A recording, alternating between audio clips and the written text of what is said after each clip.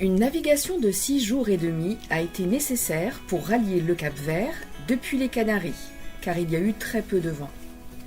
Nous sommes ancrés à Mindelo, la capitale économique et culturelle de la République du Cap-Vert, sur l'île de São Vicente. Après avoir été une colonie portugaise jusqu'en 1974, l'archipel est devenu une des républiques les plus stables et exemplaires d'Afrique. L'archipel se compose principalement d'une dizaine d'îles, situées à 700 km à l'ouest du Sénégal. Les îles au vent sont constituées de São Antão, São Vicente avec la ville de Mindelo, Santa Lúcia, sur laquelle le débarquement est interdit car elle est classée réserve naturelle de faune et de flore, São Nicolau, qui est une des 3 plus belles îles de l'archipel, Sal, dont tout le sud de l'île n'est qu'un immense complexe hôtelier pour touristes, et enfin Boa Vista. Les îles sous le vent sont principalement composées de Santiago, avec la capitale administrative Praia, Fogo, l'île du Feu, n'est qu'un immense volcan de 2830 mètres, qui s'est partiellement écroulé dans sa partie nord-est il y a 250 000 ans. Le volcan de Fogo est encore en activité. Les dernières éruptions ont eu lieu en 2008, 2014 et décembre 2022. Et à l'extrémité sud-ouest de l'archipel se trouve l'île de Brava, depuis laquelle nous partirons en transatlantique. Malheureusement, nous n'avons pas été visiter l'île de Saint-Nicolas. Néanmoins, chaque équipage qui a fait escale a rapporté des photos magnifiques. Comme on vous le disait, nous sommes arrivés par l'île de Saint-Vincent. Vous vous souvenez ? C'est celle-là. Malgré un sommet à 707 mètres, le plus souvent dans les nuages, l'île de Saint-Vincent est une île basse. Il y a par conséquent très peu d'humidité captée dans les nuages. Elle est donc désertique et aride. La baie de Mindelo est un ancien cratère de volcan, d'où sa forme semi-circulaire. Depuis son extinction il y a 350 000 ans, le volcan a été rasé par l'érosion du vent. Néanmoins, il en reste tout de même 2 grosses coulées de lave que l'on voit, ici et ici. Vue du sol, la forme semi-circulaire est évidente. Cette caractéristique en fait le port principal de l'archipel, car il est le mieux protégé. Et voici un autre point de vue de Mindelo et de sa baie, depuis le sommet de l'île. Nous avons loué une voiture pour partir en exploration. Comme je vous le disais, Saint-Vincent est une île basse. Vous constaterez bientôt qu'une route avec des lignes droites sans virage vertigineux est assez rare au Cap-Vert. Après 14 km, nous arrivons sur la petite coulée de lave. Comme partout au Cap-Vert, les chiens sont omniprésents. Ils n'ont aucune agressivité, ni entre eux, ni envers les humains. Les caresses ne les intéressent pas. Durant tout notre séjour, nous nous demanderons comment ils font pour trouver de la nourriture et de l'eau. Nous continuons notre tour de l'île en empruntant la nouvelle route côtière. Toutes les routes du Cap-Vert sont recouvertes de blocs de silex carrés, comme vous le verrez juste après. Cette route bitumée, où nous ne croiserons personne, a été payée par l'Europe pour aider au développement touristique de Saint-Vincent. Cette route fait bien rire tout le monde ici, car seule l'Europe aurait pu payer une route qui ne sert à rien et qui ne mène nulle part.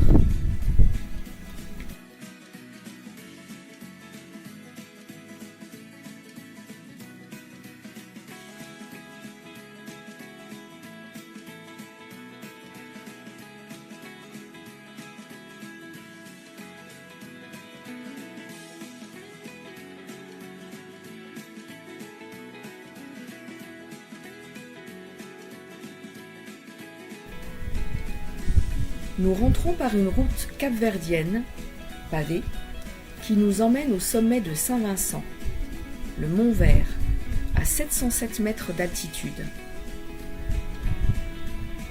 À partir de 650 mètres au-dessus de la mer, nous sommes dans les nuages. À cette altitude, une maigre végétation réussit à pousser grâce à la rosée déposée par les nuages.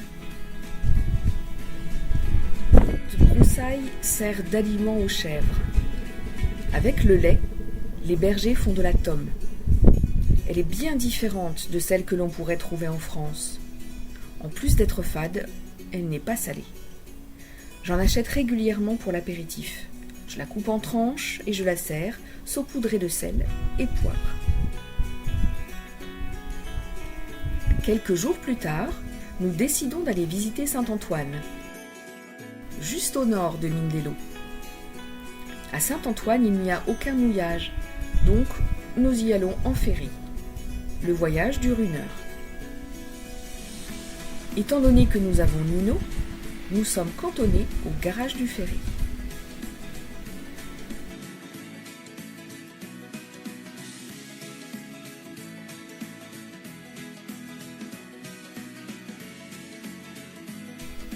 Dans les îles du Cap-Vert, les gens se déplacent avec des alouguères. La traduction veut dire « allouer ». Ce sont des taxis en commun. Nous allons louer un petit 4x4 pour pouvoir explorer chaque recoin de ce petit joyau. À peine débarqués, nous prenons la route côtière. Les guides disent que ce n'est pas la plus belle, mais que bon, il y a 2-3 points de vue pour les touristes, éventuellement. Je vous laisse la découvrir.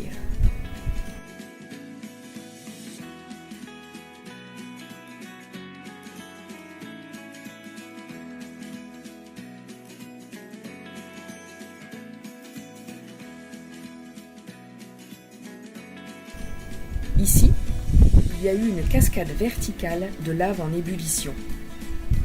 Les cavités noires sont des poches d'air enfermées dans la lave puisqu'elle était en ébullition. Et la route traverse cette cascade. Sur cette photo, un humain mesurerait 1 cm.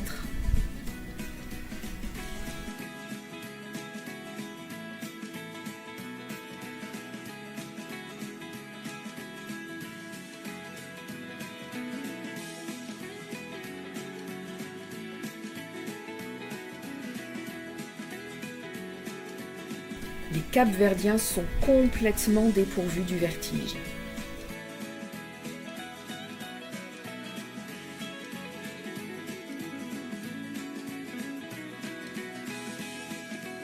L'effort et la pénibilité du travail ne font pas partie du vocabulaire capverdien. Ainsi, pour faire passer la route, ils ont creusé une tranchée de 200 mètres de long et de plus de 70 mètres de haut. Ce rocher sculpté représente le profil de la tête de l'ingénieur en chef ayant supervisé la construction de cette route côtière. La sculpture a été réalisée par des gens du coin en remerciement de leur désenclavement. On reconnaît très bien le crâne, le front, le nez, l'œil, la joue et la bouche. Allez, c'est reparti, il reste une dizaine de kilomètres.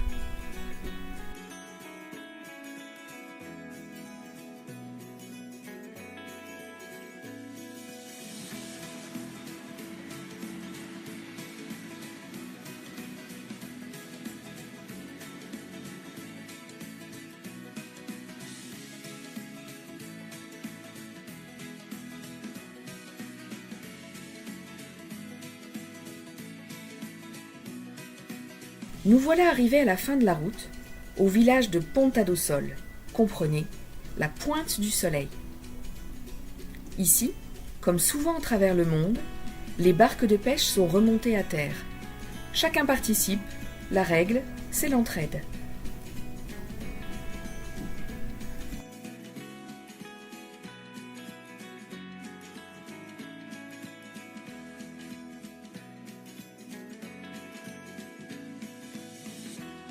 Nous sommes donc à l'extrême nord de l'île de Sao Antao, sur une presqu'île née d'une coulée de lave fluide. Fontainhas est à quelques kilomètres à l'est.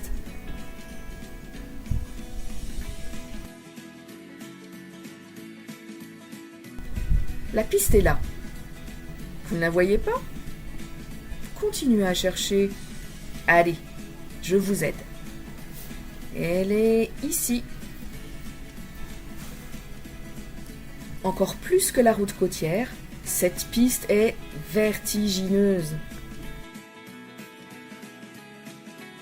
À gauche, c'est une falaise. À droite, c'est un précipice.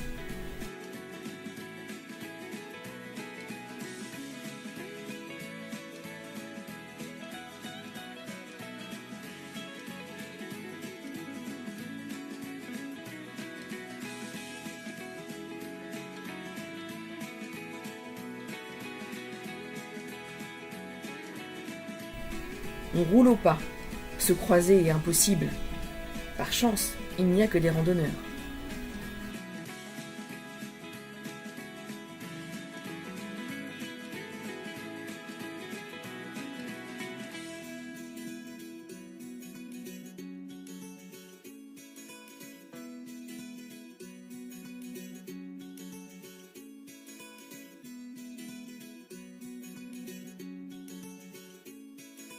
Voilà, nous arrivons à Fontainhas.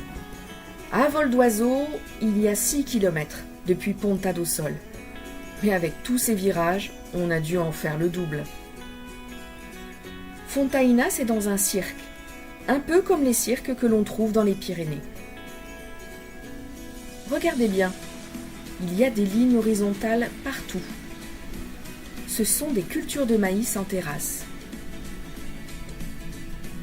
Imaginez un peu le travail de terrassement qu'il a fallu faire à la main.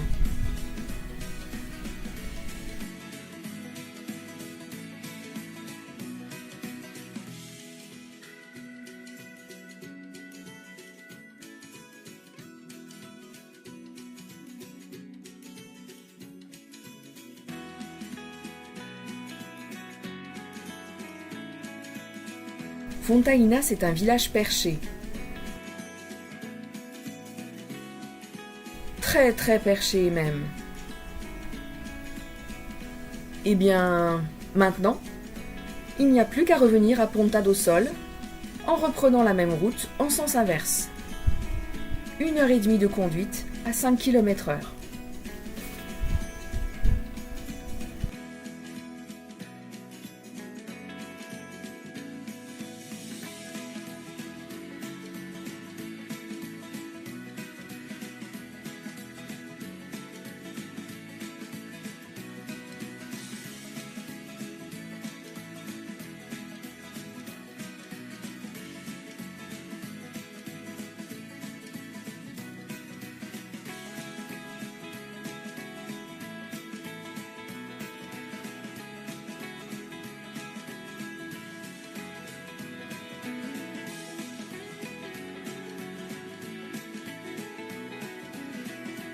Nous partons de Ponta do Sol et prenons la route côtière sur quelques kilomètres et la vallée de Ribeira est à droite. En français, Ribeira veut dire ruisseau, petite rivière.